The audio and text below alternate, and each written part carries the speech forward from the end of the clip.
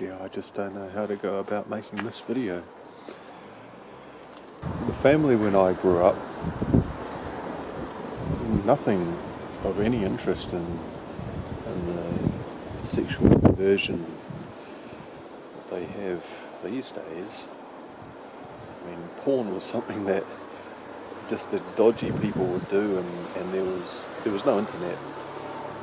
They had magazines, porn magazine stores, and people would go and they'd walk back out again with it tucked under there. And Hugh Hefner did a lot of work to popularise it, but when the internet came around, well, everybody could start doing it under the cover of darkness. No one was looking at what they were watching on their screen, and generally people just became comfortable with discussing it with one another, and so that's how it's become quite normal for people to be doing porn. It's a big part of the reason why people don't understand and appreciate the importance of the family unit. I mean, the child is a baby. They come into this world with new life, and everything is new to them. They've never seen it before. And I don't know if you can remember what that was like, but you can see it on their faces when they're just walking around and looking at everything, and they're just amazed and marveling at even just how beautiful the ducks are and the birds, and they point at them and they just want to run up and grab them and give them a hug. Oh, that's so sweet. And it's just, the world can be so beautiful, but you lose touch with that when you become a grown up, don't you? It's not because you're an adult that you lose touch with how good life can be. You've been robbed of what your intrinsic childhood quality. It's your childhood nature. To be able to just love life and enjoy it and look at it and be a part of it, and just to feed the birds. See? That's the leftover pasta that I had. There was about a half of a plate worth. And I thought, well, I'm going to need more than a half of a plate worth of pasta, so I'm happy just to share it with the birds, but there's so many people, they just throw the food away. And why do you throw the food away? Why don't you give it to the birds? It's because you're ashamed to, isn't it? I mean, that's not something that you should be ashamed of. You should be happy to do it because it brings joy to them. Look how joyful they are. They're chirping. And that's what kids are like. Kids love feeding animals. They love to just throw the food out there and watch the birds. And I do too. But why are you so ashamed to do it? You've actually gone underneath the judgment of the people that would judge you for doing good. They look down on you and they condemn you for doing good. Hey, look, there's a guy feeding the birds. Look.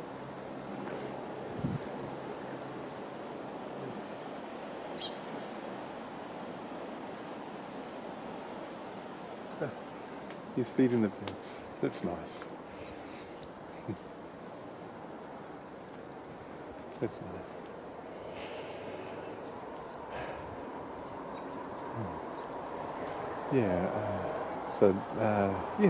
My father was a stock truck driver, and I was about 5 or 6, and I used to hear him coming home from work. I'd hear his Jake brake going brrr, brrr, all the way up the road because he was doing it on purpose, because he knew that I was getting excited, saying, Mummy, Dad's here. There's Dad, I can hear Dad coming.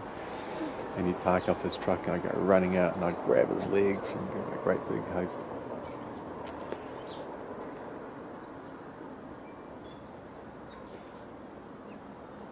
And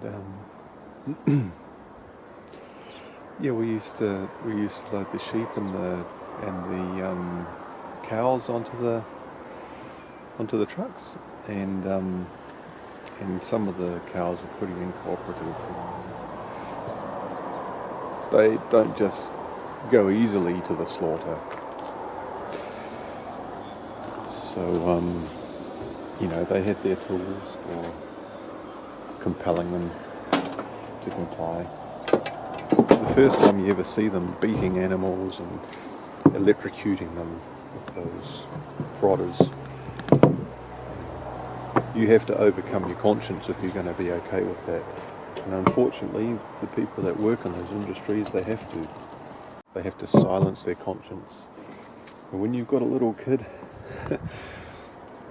who loves the animals and just wants to pat the sheep and as children are, they just have such a lovely nature, a beautiful soul that's just so kind and just good to the animals. Well, I mean, it was embarrassing for Dad, wasn't it? Just how soft his boy was. Which is what a boy is meant to be just the image of God. God is love.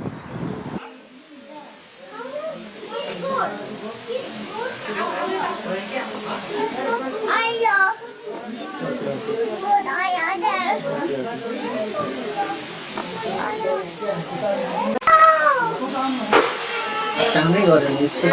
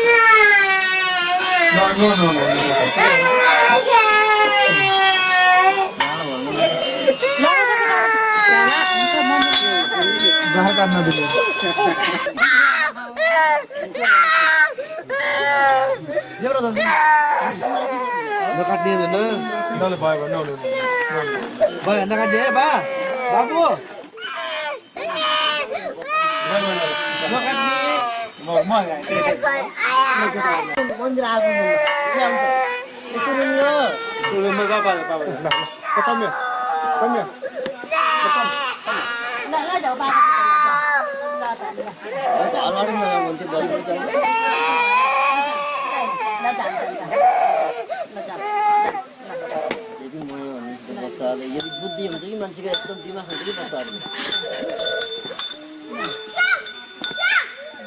आखिरी यो काट्नु अनि हुकेर खानु भयो आगो हतियार मासु हामी खान्छ मन्दिर के भोगी खान्छ त खुन मात्र खान्छ नि अब पहिला गरिहाले अब देखो नआउनु पर्ला के बच्चाले काट्नु त्यस्तो बुद्धि भन्छ काट्नु गर्नु मैले छ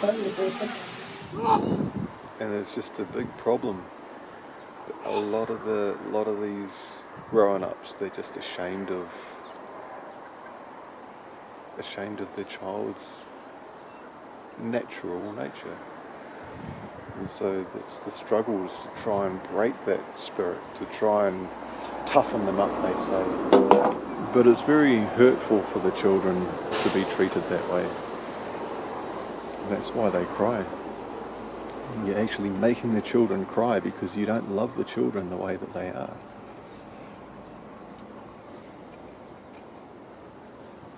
And I'm going to take you to that place where it happened when I was about 5 or 6 years old. My dad told me for the first time, and maybe he just couldn't bring himself to say it, and all he could do was show me.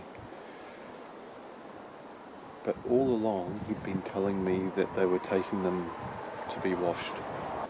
So when I was a child, I thought that's what we were doing. My dad was great. He was a hero because he was taking the sheep to be washed.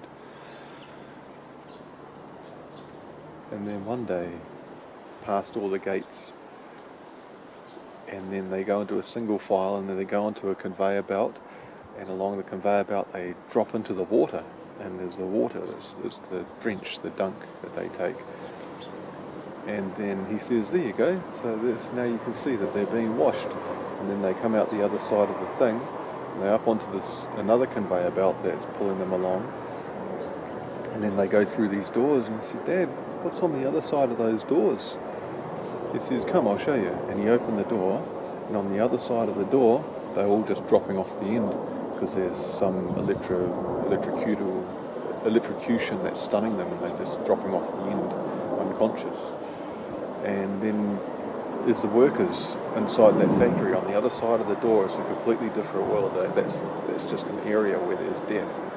And I'd never seen that before. I wasn't ready for it. Nobody told me that there was such a thing as that in the world. I'd never seen anything like it.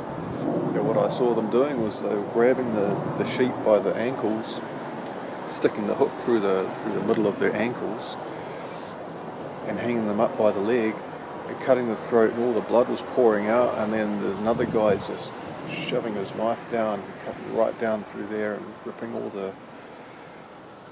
the fleece off.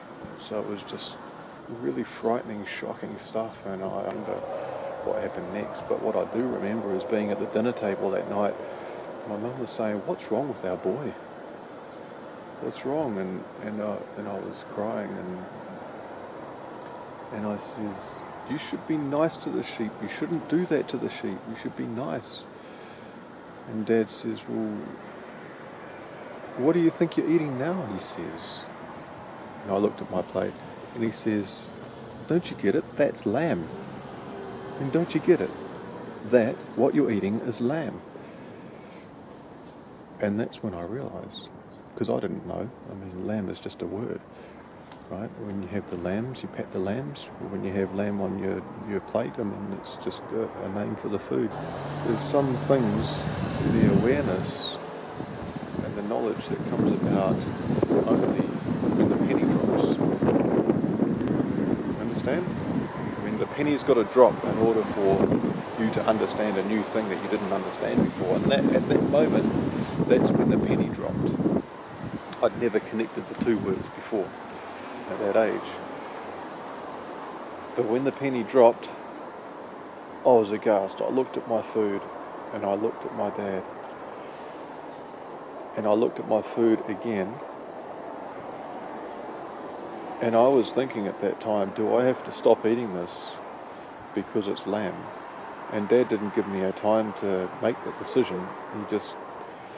He already read in my nature that I enjoyed the taste of it, and he slammed his fist on the table and he said, "Eat your meat." And I was bawling in tears. But I firmly believe at that moment I was meant to become vegan by my own choice. And my parents didn't allow me to make that choice. They didn't lead me in that, through that process of understanding and deciding who I want to be and how I want to live my life. He just slammed his fist on the table and says, "Eat your meat," because he didn't want to have a vegan as a child.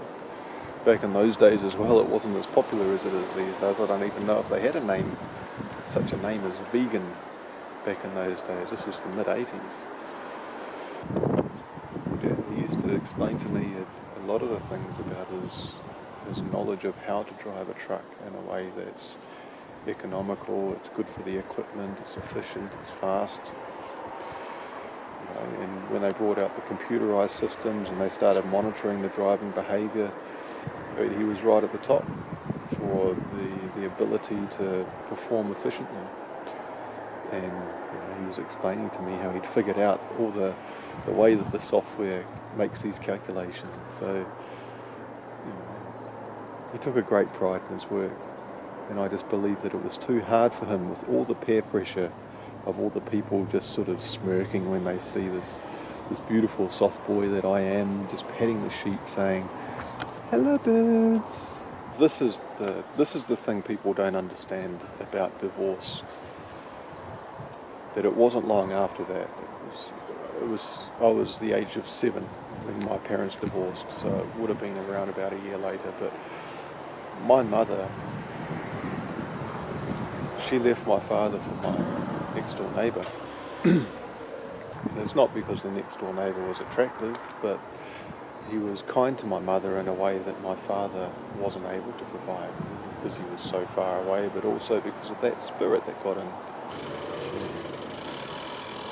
When divorce happens, that's actually when you know that the person has chosen to abandon love. It says, no, that thing, that love that brought us together, I don't want that anymore.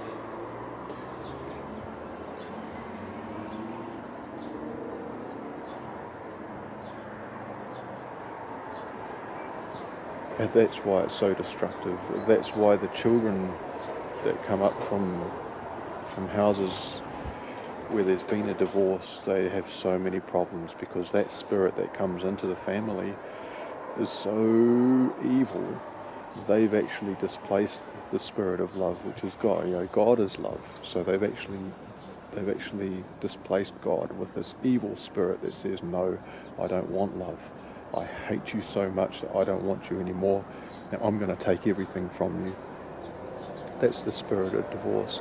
And then they start to use the children as the means to hurt the other person. That's why marriage is so important, because the whole purpose of a family is to provide for the children. As a parent, you actually owe everything to the child, because it's your responsibility to give them a life that they can be grateful for. It's your responsibility. You brought them into this world. You're the one that gave them the life, whether they're going to be happy with it or not. And if they hate the world, if they hate God because of the life that you gave them, it's your fault. That's the importance of marriage. Station, they were doing the handover, and the child was clinging to Dad, saying, no, loves Dad so much, didn't want to leave Dad. It's not that he didn't want to go with Mum as much. It was absolutely heartbreaking to see it. I mean, but what can you do? I mean, the whole world has set itself up to support divorce and destruction and the evil and the breakdown of the family unit, that as soon as you try and stand up for the rights of the children, you get just pummeled and beaten by the world, because the world itself is just in the grip of the evil one. That's what you've got to overcome. That's why you need to be born again and become again as a little child, just to be that nice person that you are in the first place. And say, no, I'm going to resist everything that the world tries to use to bait me, to lure me, to blackmail, to force me to give up that nature and to become just another tool, an instrument for the devil to do his destructive work. But there's no child that doesn't want both Mum and Dad to be together, to be a happy family. It's just very, very selfish to take away from the child that thing that belongs to them. So why do you even have them in the first place? Because you're meant to actually work together and do everything for the child, so that the child can actually have the life that God intended. So many people in this day, this age, this kind of world, they just think children are just a byproduct of sex, and so they resent the children because the child came along and wrecked their life. All of a sudden they're not free to be an individual, single person anymore. Well, it's actually not the child's fault, and you don't have any right to resent the child, but you still owe them. You still owe them a decent life, because it's your fault that they're here.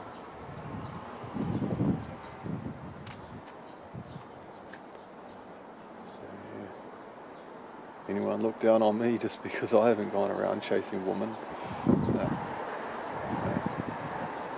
You got sucked in by the peer pressure. I'm just not interested in that.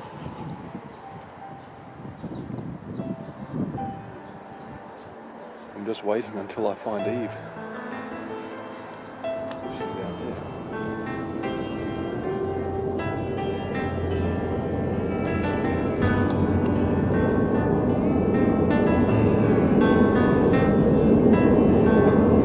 Up in here.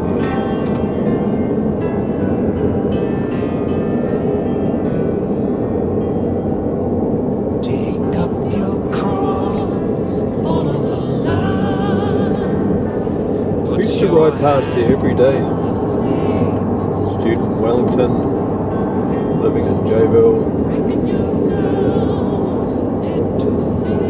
I had my CBR 250 RR, the Hurricane. Yeah, so it's just in there. Well, I'm not sure if there's actually an abattoir there anymore because I don't see many stock trucks going up here. They might have closed it. They did close quite a few of them. 90s. But you can't actually do a right-hand turn there, so I'm going to have to do a U-ey and go back up the hill.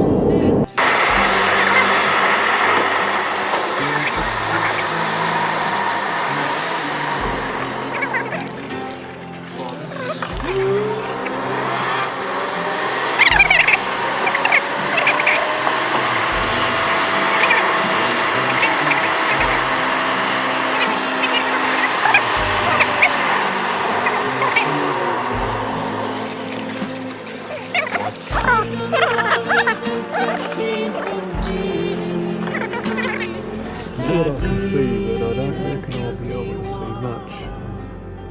I'm going to park up and just have a bit of a look. There's a bird. Put your hand in the Savior's hand. Reckon yourselves dead to sin. Look, there's a truck. There's a stock truck. Okay, so maybe they do still have the abattoir. They do. Yeah, I can smell it. It definitely smells like an abattoir. I think this is the place. See, that's a beautiful truck. Wow, look at that. Beautiful.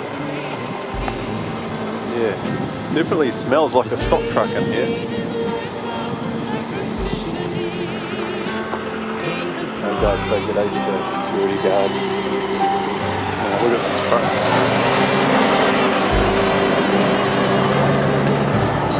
Beautiful truck. Put your hand in the Savior's hand. Reckon yourselves dead to sin. Hey, yeah, is this the freezing works? Yes. It is. What's it called? Taylor Preston's. Is Taylor Preston's the freezing works? Oh, okay. Was it always called Taylor Preston's? Was it FCO or something? 35 years ago, changed to something else. Yeah, because I remember those days. My dad brought me in on in the stock truck and I was a little kid like this. To the flame of His holiness. Find yourself in Him. Yeah, so Surrender. it did change hands around about that time, 35 years ago, he said. About a year afterwards. Yep, alright, well, so that's the abattoir. Not much you can see from here because they've got it all fenced off, but down there you can see they've got these containers that they just put straight on the, lift them up and put them on the truck, I suppose, when they're full.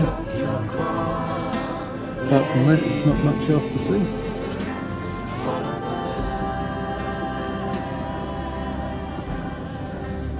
Oh, damn. I should have put petrol in before I left. I didn't realise. And I no longer live, but Christ lives in me. The life I live by faith in the Son of God, who loved me and gave Himself for me. Follow the light.